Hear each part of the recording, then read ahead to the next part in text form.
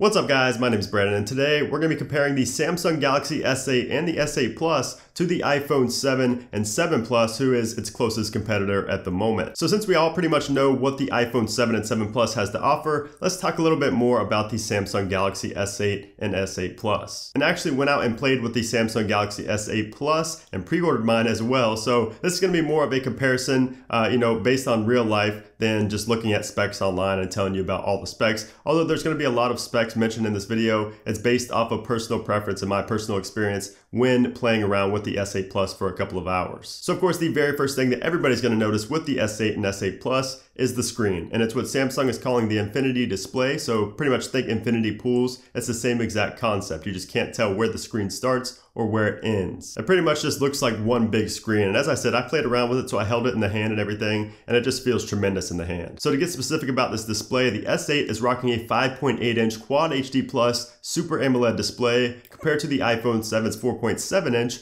Retina HD screen. And the S8 Plus has a 6.2-inch screen compared to the iPhone 7 Plus's 5.5-inch screen. And if we want to get even more specific, the pixel density is clearly greater on the S8, as the Galaxy S8 has 570 pixels per inch compared to the iPhone 7's 326 pixels per inch. And the same goes with the Plus model's 529 ppi versus 401 ppi. And just to add even more to the S8's looks, the home button is integrated into the screen. So there's no physical home button on the screen at all, or on the front side of the phone, I should say, on the phone at all. It's actually built into the screen, pretty much like what 3D Touch is on the iPhone 7 and 7 Plus. It's the same concept. It's a pressure sensitive button that's just right there in the bottom middle of the screen. So as far as display and looks go, the S8 beats out the iPhone 7 by a landslide. It's not even close. So when you think 6.2-inch versus 5.5-inch, we're talking about the Plus models here, you'd expect the 6.2-inch to actually be a bigger device than the 5.5-inch, but that's not the case. If you hold them up side by side and on top of each other, you will realize that they're pretty much the exact same size, which is insane. So since the S8 is practically just one big screen, you're pretty much just holding a screen, it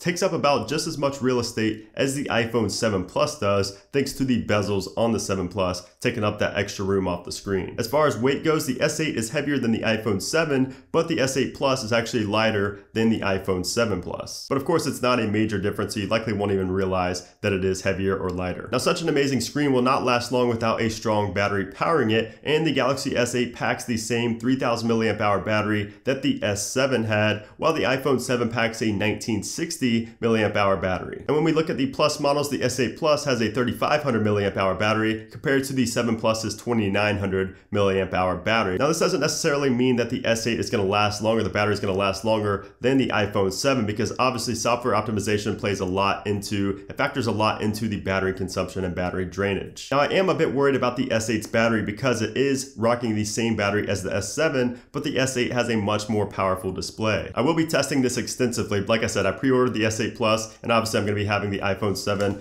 right here to compare it, and also be comparing it to the iPhone 8 and everything like that later on. So make sure to subscribe if you haven't done so already to see those tests when they come out in the future. Now, of course, I can't mention Samsung batteries without mentioning the fiasco that was the Note 7 explosion gate.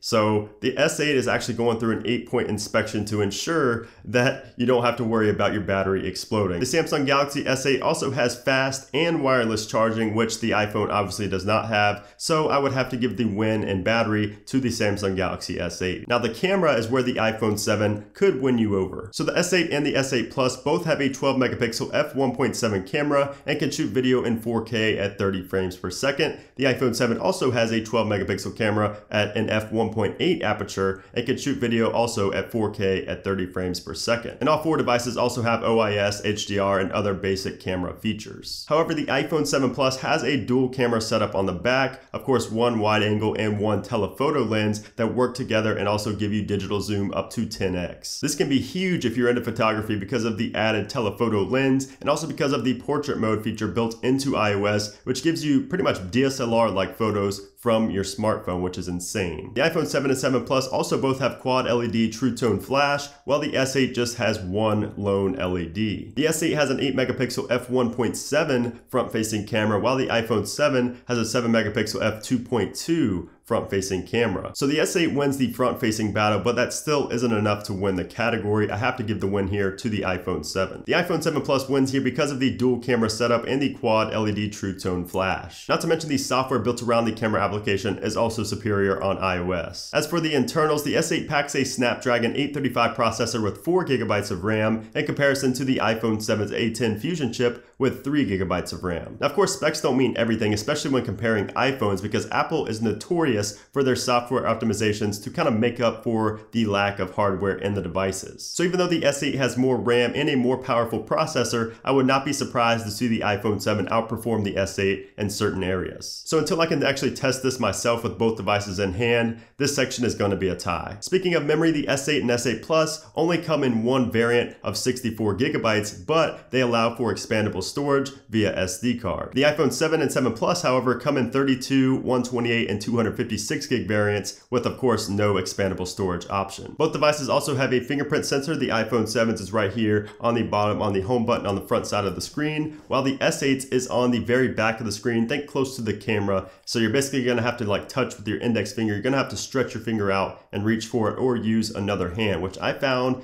pretty annoying, and I really do not like the design of the S8. Now, I honestly thought that it would be alright. Didn't think it was going to be such a big deal. I kind of thought that the images and the videos of people playing with it kind of, exaggerated a little bit, that it's going to be so bad, to have to reach your finger up there and touch the fingerprint sensor. But after playing it with myself, I have to say that it's definitely annoying, and you definitely have to give a good reach with your index finger, or you're just going to have to use your other hand, your left hand's index finger, or whatever finger you have associated with it. So it's pretty annoying, so I'm going to have to give the win here for fingerprint sensors to the iPhone. The Samsung Galaxy S8 also has an iris scanner and facial recognition, while the iPhone 7 does not have either. Facial recognition is pretty cool, but there are some videos out there showing how you can basically just bypass, this facial recognition with a simple picture of the person whose phone it is. So that's a little bit concerning, but it'll probably be fixed in a later firmware update. The S8 has a USB-C connector and an ancient headphone jack, while the iPhone 7 has a lightning connector and no headphone jack. So I personally prefer no headphone jack because wireless is, very clearly the feature, and the hole in the bottom kind of just takes away from the whole clean look of the S8. The Samsung Galaxy S8 is going to be the first phone to market with Bluetooth 5.0, so it still is so confusing to me and contradictory to me why they would implement and why they would add a headphone jack when they're the first phone to market with Bluetooth 5.0. You'd think they'd be pushing wireless and they'd have more capabilities with wireless headphones,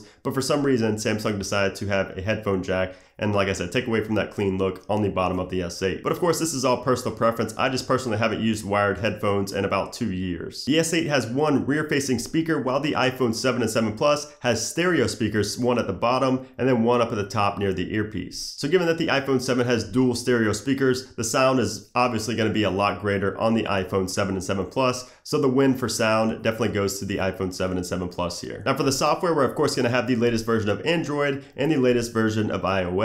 Now I'm not even going to try to compare the two because it's just going to come down to personal preference. I personally prefer iOS, but you may prefer Android. It's all up to you. Both devices also have voice assistant, so Bixby is going to be on the S8 while Siri is going to be on the iPhone 7. And I actually tested out Bixby and it definitely was not as accurate as I had hoped. It has image recognition, so you can basically point the camera at an image and it'll pull it up on Google search pretty much, and it will also have a shopping section, so you can basically just buy whatever you took a picture of. But it was not as accurate as I had hoped, and this could definitely be because it's so new. So I'm gonna have to give the win to Siri for now, but I would not be surprised if in a couple of years Bixby is overall just better and more reliable than Siri. But again, for now, it's going to go to the iPhone. The win's going to go to the iPhone and Siri. So that about covers everything. Like I said, I'm going to be comparing these two devices, the S8 Plus to the 7 Plus, extensively on April 21st, and later on into the future. And as for which device you should actually buy, this completely depends on your situation. If you need a phone like right now or within the next month or two, I would definitely go ahead and get the S8. But if you can wait a little bit, I would at least wait and see, what the iPhone 8 is going to offer, and then make your decision. If you care about looks more than anything, I would just go ahead and get the S8 or S8 Plus. And if you care at all about internals and the software and how you're actually using the device,